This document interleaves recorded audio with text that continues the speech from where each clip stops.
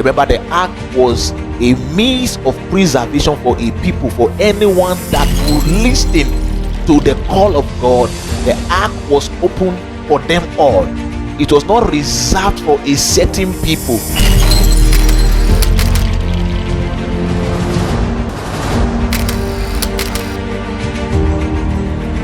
Let your light so shine. Let your light shine in your academics. Let your light shine in your marriage, in your place of work, in your place of business. It is the easiest form of preaching the gospel.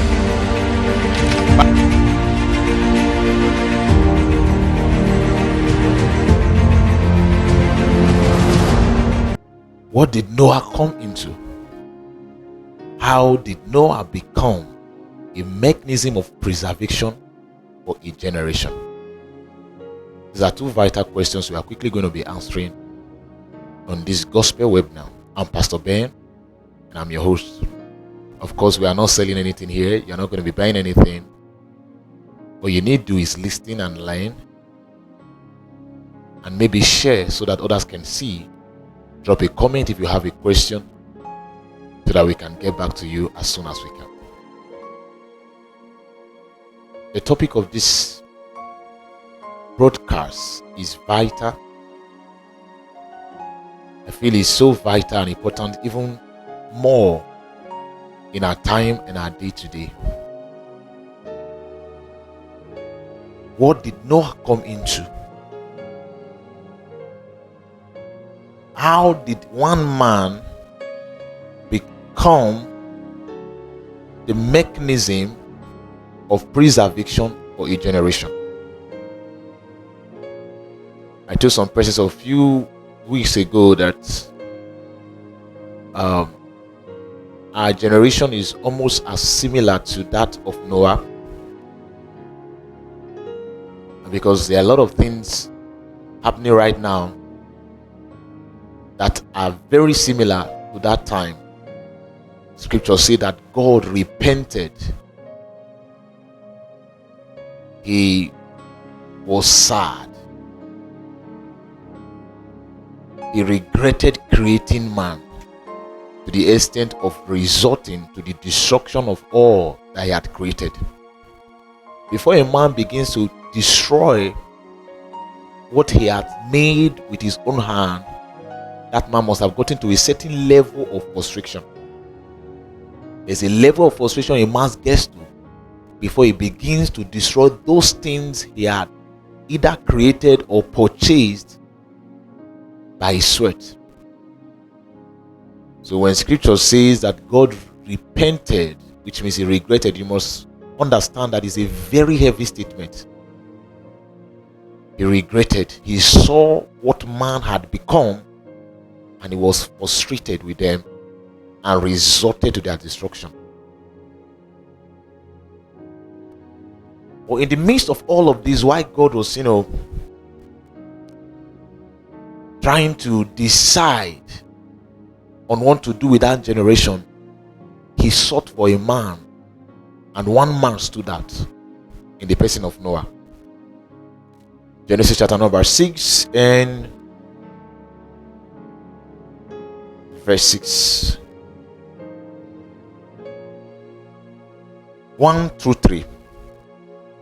It says, and it came to pass when men began to multiply on the face of the earth, and daughters were born unto them, that the sons of God saw the daughters, the sons of God, talking about the angels. They saw the daughters of men, and that they were fair, and they took them of wives, or wives of all which they choose. Verses 3 says, and the Lord said, my spirit shall not always strive with man, for that he is also flesh. We'll jump down to verses 5.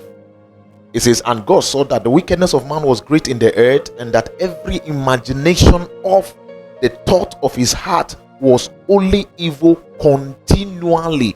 The imagination of the thought of his heart, of the heart of man, was evil continuously. There was no day he woke up without thinking of an evil thing to do.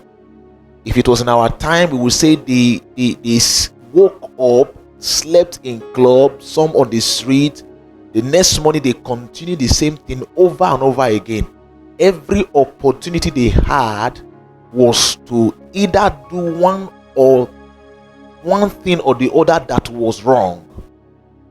There was no imagination that had to do with any good thing.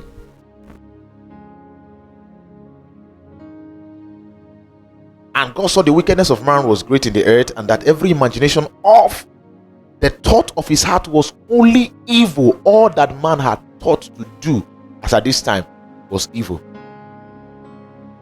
So maybe they saw something good on the street and they thought of how to bring it down. All they operated in was in darkness. Verse 6, which is the anchor for this moment of insight. And he repented the Lord that he had made man on the earth, and grieved his heart. And grieved it heart. For a man to be grieved, it means that man must have come into a place of sorrow. He grieved his heart. He grieved his heart that he had made man. Verse 7, and the Lord said, I will destroy man whom I have created from the face of the earth, both man and the beast, and creeping thing, and the fowls of the earth, for it repented me that I have made them. God regretted that he had made that generation. So he was going to destroy all that he had made. It had to be the highest place of frustration, the highest place of grieving. It's like a man looking at his children, and because of their way of life, the man begins to grieve. He begins to regret. And he begins to ask his wife some questions like, are you sure these are my children? Because they don't look like me. They don't act like me. Are you sure? Maybe they are not my children. This was the place that God was. He regretted, he repented of himself that he had created man and every living thing. And he resorted to destroying all. I'm emphasizing on this because I want you to see how, grieved this was, how the state that God was in before resorting to destroying the first generation. And if you check properly, you can see that there are similarities of what happened then and what is happening now. Scripture says the time is coming that men shall become lovers of themselves, that the fear of God will diminish. Why? Because sin will abound. As sin continues to grow in an environment, the love of God in that environment continues to diminish.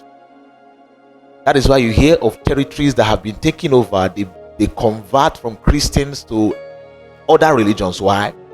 Because the fear of God diminished in that environment as a result of righteousness.